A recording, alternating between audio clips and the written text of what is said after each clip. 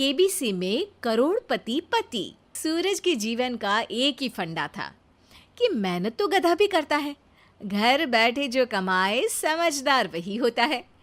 इसीलिए उसने कभी नौकरी ही नहीं ढूंढी। इस बात से हालांकि उसकी पत्नी शिखा बिल्कुल भी अग्री नहीं करती थी, पर फिर भी सूरज को समझाना बेकार था। टीवी में कैसे बनोगे करोड़पति का ऐड देखकर उसे लगा कि बस अब तो घर बैठे ही वो करोड़पति बन सकता है, और उसके पीछे उसने अपने सारे सोर्सेस एक्टिव कर दिए। 2 हफ्ते में उसके कलीग के साले के पड़ोसी के बेटे का सोर्स निकलता है जो कि उसे शो में पहुंचा सकता है, और सूरज उससे मिलने चला जाता है। अच्छा, तो हमें मुकेश जी बता रहे थे कि आप हमें शो में पहुंचा सकते हैं। हाँ, उसमें कोई तकलीफ नहीं है। मैं कल अगर कोशिश करूँ तो इसी महीने में आपका नंबर आ जाएगा। अरे ये तो बहुत बढ़िया हो गया। अच्छा, वो सिलेबस और क्वेश्चन पेपर का कोई जुगाड़ है क्या? हैं? उसका तो कोई जुगाड़ नहीं है। तो वो वाकई में कुछ भी पूछ सकते हैं? हाँ, वो तो बच्चन जी पर है, जो पढ़ते हैं वो पूछ लेते हैं। पहली कोशिश फेल होने पर अब सूरज के सामने एक बहुत बड़ा सवाल था कि आखिर जवाब कहाँ से लाए। तब शिखा ने एक सजेशन दिया, क्यों ना सूरज अपने चचेरे भाई सुमित से मदद मांगे, जो कि यूपीएससी की तैयारी कर रहा था। हालांकि इतनी मेहनत करना सूरज को समझ में नहीं आता था, पर कोई और रास्ता ना मिलने पर वो आखिर सुमित से बात करता है। अरे सुमित, हमारा कैसे बनोगे करोड़पति के लिए सिलेक्शन होने वाला है। तुम हमें थोड़े चिट बनाने में मदद करोगे क्या? अरे भैया, चिट बनाए तो सालों हो गए, उसमें हमारा एक्सपर्टीज नहीं है, बल्कि आप बोलो तो हम आपकी पढ़ने में ज़रूर मदद कर सकते हैं। हट, कैसी अनाप शराब बातें कर रहा है तू। सूरज ने सुमित को मना तो कर दिया था, पर तैयारी करने के सिवाय कोई चारा उसे दिख भी नहीं रहा था, खासकर जब 12 के पेपर लीक करने के एक्सपर्ट शुक्ला जो भी हाथ जोड़ लेते हैं। आखिर सूरज को सुमित के पास जाना ही पड़ा, और उसने सुमित और शिखा से वादा किया कि वो बहुत मेहनत करेगा। 1 महीने की तैयारी के बाद फाइनल हुआ कि शो से 1 हफ्ते पहले एक ट्रायल खेला जाएगा, जहां पर सारे रिश्तेदार ऑडियंस की जगह पर होंगे और शिखा सवाल पूछेगी। दूर दराज से भी रिश्तेदार आकर हाजिर हो गए देखने कि आखिर कैसे बनेगा सुमित करोड़पति। सब कुछ सेट था, और इतने में सूरज आकर अपना स्पीच देता है। ये 1 महीना मेरे लिए आसान नहीं था, पर अपने भाई सुमित और अपनी पत्नी शिखा की मदद से मैं इतनी दूर पहुंच पाया हूँ। मेरे मम्मी पापा के आशीर्वाद ने भी बहुत साथ दिया है मेरा। मैं उम्मीद करता हूँ कि आज के शो में आप लोगों को बहुत मज़ा आएगा। साक्षी पहला सवाल पूछती है और पूरे कमरे में सन्नाटा छा जाता है। इंडिया में कितने स्टेट्स हैं? 3, सॉलिड, लिक्विड और गैस। अरे रुकिए, तो ऑप्शंस तो देने दीजिए। इतने में 5वीं कक्षा का चिंटू बोल उठता है। अरे क्या मामा, आप तो पहले सवाल पर ही आउट हो गए। अरे बेटा, पहला सवाल तो ट्रायल होता है ना। अरे तुम अब देखना। देखने जैसी बात तो थी ही। सूरज को इतना शांत किसी ने नहीं देखा था। कभी कभी तो लगता था मानो सूरज आंख खोलकर ही सो गया हो। मामा जल्दी करो प्लीज, कल सुबह पनवेल भी तो निकलना है। अरे हट, कंसंट्रेट करने दे मुझे। 3 सवाल में 3 लाइफलाइन खत्म हो चुकी थी, और अब चौथे सवाल पर भी सूरज का मौन नहीं टूटा। पर सूरज अभी भी हार मानने को तैयार नहीं था। उधर हर कोई सूरज को छोड़ सुमित को देख रहे थे। आखिर सुमित ने ही तो पढ़ाया था सूरज को। गजब बेइज्जती है यार। अरे बेटा, तो बाप का, दादा का, भाई का, सबका नाम बुड़वाएगा। अरे 3 लाइफलाइन ले ली तो भी तेरा कुछ नहीं होना है। अरे कोई इतनी बात करता है क्या शो पर? अरे बेटा, शो पर तेरे जैसे भी तो नहीं आते ना। सूरज की ये जंग आखिर 1 घंटे बाद 5वें सवाल पर खत्म हो गई, जब उसने इंडिया के नेशनल बर्ड का नाम कहा, कौवा। अरे बेटा, मजा तो बहुत आया, बस थोड़ा टाइम पर खत्म होता तो आनंद भी आ जाता। ताने बारिश के बूंदों की तरह बरस रहे थे और सूरज को भी समझ आ रहा था कि ये करोड़पति बनना शायद उसके बस के बाहर की बात है। पर वो आखिर ये बात मान कैसे लेता? वो सख्त लौंडा जो ठहरा, उसने सोचा कि बेइज्जती तो हो ही चुकी है, पर अगर मैं हार नहीं मानूं तो शायद कुछ हो सकता है। शिखा, तुम देखना, असली शो में आग लगा दूंगा, आग। करोड़पति बनूंगा मैं। हाँ, सब्जियां खत्म हो गई है घर पे, ले आओ। पहले पति बन जाओ, फिर करोड़पति बनना। अरे गजब बेइज्जती है यार। बेटा, अभी तो घर पर ही हुई है, 1 हफ्ते में तो तुम देश के सामने करवा कर आओगे। वैसे जब टीवी पर जाओ ना, तो बस अपने मम्मी का ही नाम लेना, ठीक है? कोई पूछे तो बोलना कि पापा नहीं है मेरे। अरे पढ़ाई की, पेपर निकलवाए, इतने सारे लोगों को खाना खिलवाया, क्या फ़र्क पड़ा? इसीलिए मैं कहता हूँ कि मेहनत तो गधा भी करता है, घर बैठे जो कमाए वही सिकंदर। लेकिन मामा, गधे भी जानते हैं कि हमारा राष्ट्रीय पक्षी मोर है।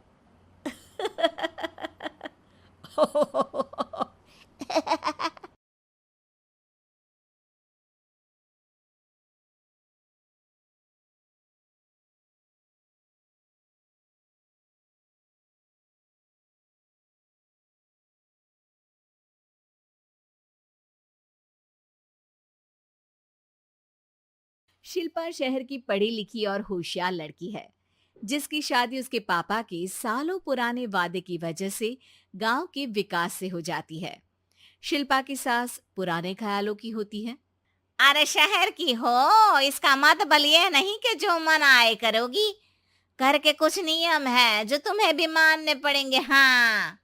मम्मी, मुझे रीति रिवाज से कोई दिक्कत नहीं है, पर ऐसे नियम जिनका कोई मतलब ना बने, वो तो गलत है।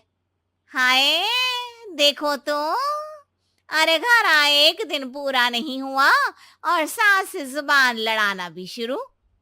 नई हो, बहू हो, अपनी हद में रहना सीख लो। हाँ। इतने में विकास भी वहां आ जाता है। माँ, मुझे लगता है शिल्पा को घर रहने की जगह दुकान चलना चाहिए। इसकी नई चीज़ों की समझ और सोच हमारे बिजनेस के लिए बहुत अच्छी रहेगी। बेटे की बात सुनकर माँ को बहुत गुस्सा आ जाता है। अच्छा, अरे बीवी के आते ही तेरे तो सुर बदल गए। अगर ये दुकान जाने लगी तो गांव में क्या इज्जत रह जाएगी हमारी? है लोग क्या कहेंगे? ये कहीं नहीं जाएंगी बस। हाँ। माँ के आगे और कुछ बोले बिना विकास वहां से चला जाता है और सास शिल्पा को घर के कामों में लगा देती है। उसी रात विकास और शिल्पा साथ बैठकर बातें कर रहे होते हैं। मम्मी ऐसा क्यों सोचती हैं कि औरतें कुछ नहीं कर सकती और उन्हें लोगों की इतनी चिंता क्यों है? पापा की डेथ के बाद माँ ने दुकान संभालने की कोशिश की थी, पर लोगों ने उल्टी सीधी बातें सुनाकर उनका आत्मविश्वास इतना गिरा दिया कि वो कुछ कर ही नहीं पाई और सोचने लगी कि शायद औरतें ये सब कर ही नहीं सकती, इसलिए उनसे भी नहीं हुआ। लोगों की यही तो दिक्कत है, उन्हें अपने से ज्यादा दूसरे की जिंदगी में स्वाद आता है। वैसे लोग जिनसे डरते हैं ना, उन्हें ही तोड़ने की कोशिश करते हैं। आप फिक्र मत करो, मम्मी की सोच बदलने का तरीका है मेरे पास। और अगले ही दिन से शिल्पा अपनी सास की सोच बदलने और लोग क्या कहेंगे के डर को खत्म करने की जद्दोजहद में जुट जाती है। मम्मी, आपको पता है गीता, बबीता, अरे जिनके ऊपर दंगल फिल्म भी बनी है, मैं फिल्म बिल में नहीं देखती। हाँ। वो हरियाणा की लड़कियां हैं, दोनों रेसलर हैं। उन्होंने जब ये शुरू किया था ना, तो लोगों ने बहुत बातें बनाई, बुरा भला बोला, मजाक भी बनाया, लेकिन उन्होंने ना किसी की सुनी, ना अपने ऊपर से विश्वास खोया और ना ही हार मानी। और देखो आज किस मुकाम पर है। अरे तो ये सब मुझे क्यों सुना रही है? हाँ। नहीं नहीं, बस ऐसे ही, हमें अपने आसपास की खबरें तो रखनी चाहिए ना। ऐसा कहकर शिल्पा अपनी सास को सोच में डालकर वहां से चली जाती है। अब शिल्पा हर दिन दुनिया के अगेंस्ट अपनी हिम्मत से सक्सेसफुल बनने वाली लड़कियों की कहानी अपनी सास को सुनाने लगती है। इसी तरह कुछ समय बीत जाता है। और माँ, आजकल बहुत चुप चुप रहती हो, सब ठीक तो है ना? बस कुछ सोचती रहती हैं, इसीलिए ज्यादा बोल नहीं पाती। ऐसा क्यों हुआ माँ, कोई दिक्कत है क्या? अरे तेरी पत्नी ही दिक्कत है। है? मैंने क्या किया? अरे रोज मुझे कुछ समझाने के मकसद से एक नई कहानी सुनाती है, पर खुद नहीं जानती कि मुझे सब पहले से पता है। हाँ, तो फिर दिक्कत क्या है माँ? लोग क्या कहेंगे? अरे उनका तो काम ही है कुछ ना कुछ कहना। आप ये सोचो कि उन्हें नजरअंदाज करके हम साथ मिलकर किस ऊंचाई पर पहुंच सकते हैं। बेटे और बहू की बातों से सोच में पड़ी माँ वहां से चली जाती है। अगली सुबह सबसे पहले तैयार सास आवाज लगाकर बेटे और बहू को बुलाने लगती है। अरे कहाँ सोते पड़े हो दोनों? किसी को घर में कोई काम नहीं है क्या? हाँ, सास की आवाज सुन शिल्पा भागती हुई कमरे से बाहर निकल आती है, जिसके पीछे विकास भी बाहर आ जाता है। मम्मी, आप इतनी सुबह तैयार होकर कहाँ जा रही हैं? अरे किसी नई शुरुआत से पहले भगवान का आशीर्वाद बनता है या नहीं? मैं सीधा दुकान जाऊंगी, तुम काम निपटा कर आ जाना है। सास की बात सुन शिल्पा और विकास खुशी से फूले नहीं समाते। ये हुई ना मेरी माँ वाली बात। पूरा परिवार मिलकर दुकान पर काम करने लगता है, जिसमें विकास और उसकी माँ दुकान संभालते हैं, तो शिल्पा काम को ऑनलाइन डाल शहर और इंटरनेट का काम संभालने लगती है, जिसे देख गांव में लोगों के बीच गॉसिप शुरू होते देर नहीं लगती। और क्या विकास भाई, अकेले काम संभल नहीं रहा था तो नौकर रख लेते, और तो को यहाँ लाने की क्या जरूरत थी? इन्हें घर में जो काम बोलो वो तो सही से करती नहीं, यहाँ आकर तो तुम्हें डुबा ही देंगी। अरे भाई साहब, अगर आपके घर की औरतें सही से काम नहीं करती ना, तो हमें उससे कोई लेना देना नहीं। यहाँ आपकी पंचायत के लिए किसी के पास समय नहीं है। हाँ, करारा जवाब सुन बातें सुनाने आए लोग मुंह लटकाए उल्टे पैर वापस चले जाते हैं। वाह मम्मी, ये तो अब दोबारा कभी भूल कर भी यहाँ नहीं आएंगे। I am so proud of you. अरे बहुत हुआ, हाँ काम पर लगो चलो। तीनों आपस में काम बांटकर अपने अपने काम पर लग जाते हैं। इसी तरह दिनों के साथ महीने बीतते हैं, जिसमें शिल्पा की पढ़ाई, विकास की मार्केट स्किल और सास की फाइनेंशियल मैनेजमेंट से उनकी दुकान बहुत अच्छा बड़ा बिजनेस बन जाता है, जो गांव के साथ साथ शहर में भी अच्छा खासा मशहूर हो जाता है। अरे सच ही कहते थे तुम दोनों, लोगों का तो काम ही होता है कहना। अब हमें सुनना है या नजरअंदाज करना है वो तो हमारे ऊपर है। हाँ, आपकी शुरुआत में गालियां और आसमान छूने पर तालियां, ऐसे लोगों का तो काम ही है पलटना। इनकी बातों से हमें कभी अपनी राह बदलनी नहीं चाहिए, बल्कि अगर बातें बन रही है तो समझ जाओ कि रास्ता सही है।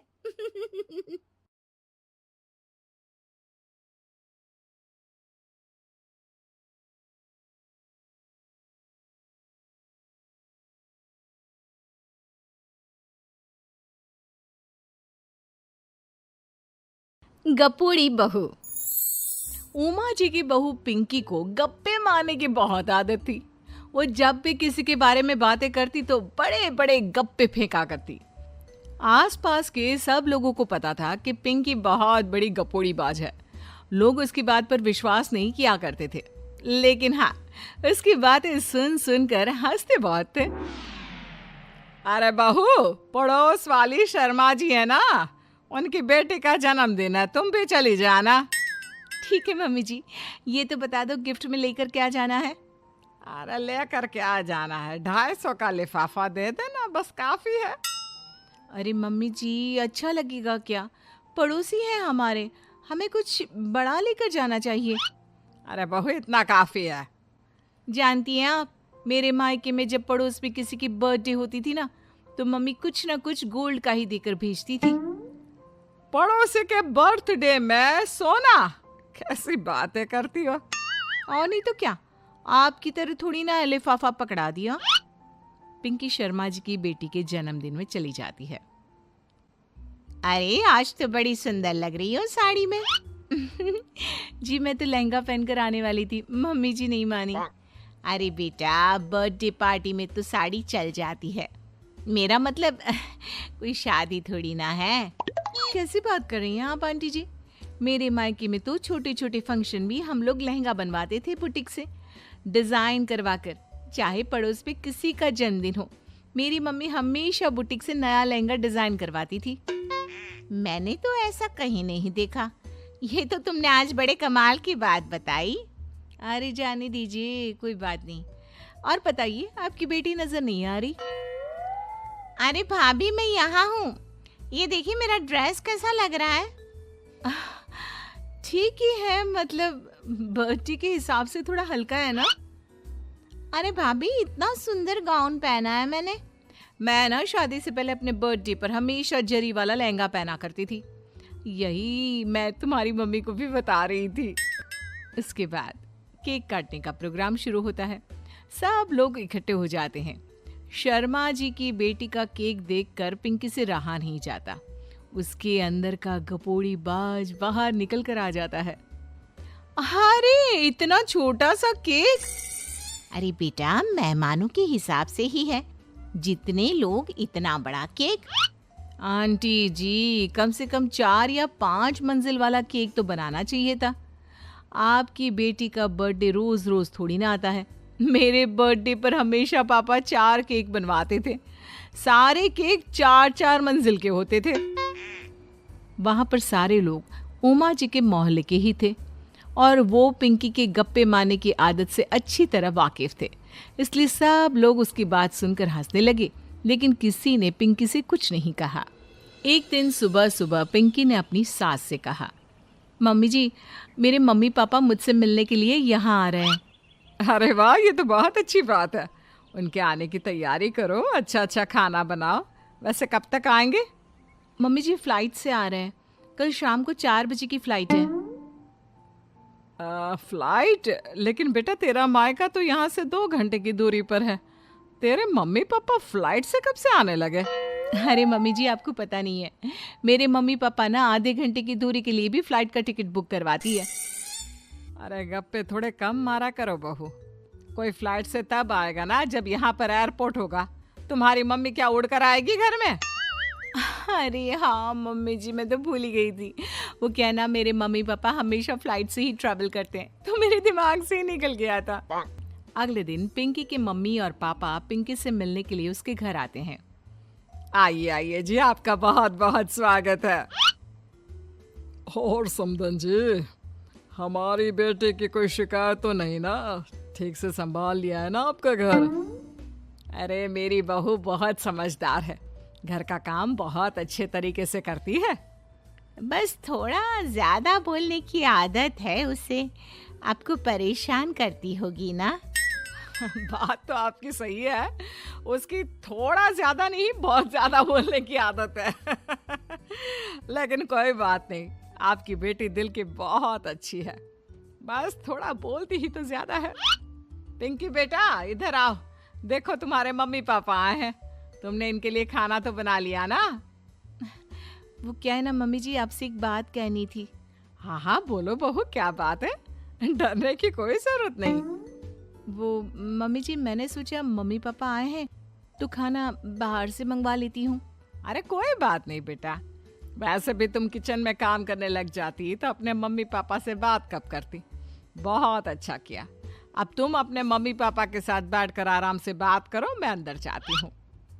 शाम का वक्त जैसे ही दरवाजे की घंटी बजी, 3-4 लोग हाथों में खाने के बहुत सारे पैकेट लेकर उमा जी के घर पहुंच गए। अरे भाई कौन है आप लोग? लगता है गलत पते पर आ गए। नहीं नहीं माँ जी, हम तो खाने का ऑर्डर डिलीवर करने आए हैं, यहीं से बुकिंग मिली थी। अरे नहीं नहीं, आपको कोई गलत फहमी हुई है, हमारे यहाँ तो 2 ही मेहमान आए हैं। आपके हाथ के पैकेट देखकर लगता है इसमें 50 लोगों का खाना है। माँ जी आपने सही समझा, खाना तो इसमें 50 लोगों का ही है, क्योंकि हमें ऑर्डर यहीं से 50 लोगों का मिला है। अरे लेकिन इतना सारा खाना? कहीं मेरी बहू ने अपनी गप मारने की आदत के चलते ऐसा तो नहीं कर दिया। ये खाना आप रख लीजिए और हमें हमारे पैसे दे दीजिए। अच्छा, वैसे कितने का बिल बना है? ज्यादा नहीं, बस 10,000 दे दीजिए। उन लोगों की बात सुनकर उमा जी पिंकी को आवाज देकर वहां बुलाती है। जैसे ही पिंकी वहां आती है, खुश होते हुए उन लोगों को वहां पर खाना रखने के लिए कहती है। अरे इतना सारा खाना क्यों मंगवाया बहू? अरे मम्मी जी, मैंने आपको बताया तो था, मम्मी पापा आए हैं तो मैं खाना बाहर से मंगवा रही हूँ। ये बात सही है बेटा, लेकिन 2 लोगों के लिए 50 लोगों का खाना? अरे मम्मी जी, कुछ कम पड़ जाए तो अच्छा थोड़ी ना लगता है। और मेरे मायके में तो ऐसा ही होता है, एक्स्ट्रा खाना मंगवाते हैं हम लोग। तभी पिंकी के मम्मी और पापा वहां पर आते हैं। अरे बेटा, एक्स्ट्रा खाना मंगवाने का मतलब ये थोड़ी ना होता है कि 2 लोगों के खाने के लिए 50 लोगों का खाना मंगवा लो। और बेटा, तुम्हारी गप मारने की आदत के चलते 10,000 का बिल आया है। तुम्हें नहीं लगता ये गलत है? देखो बहू, बढ़ा चढ़ाकर बातें करना अपनी जगह, लेकिन इतनी बड़ी बड़ी फेंकना भी गलत है ना। पहली बात तो इतने सारे पैसे लगे, और दूसरी बात खाना वेस्ट होगा। आप लोग ठीक कहते हैं। मैं आज के बाद अपनी इस आदत को कंट्रोल करने की कोशिश करूंगी और अब से गप थोड़ी कम मारा करूंगी। पिंकी की बात सुनकर सब लोग हंसने लगे।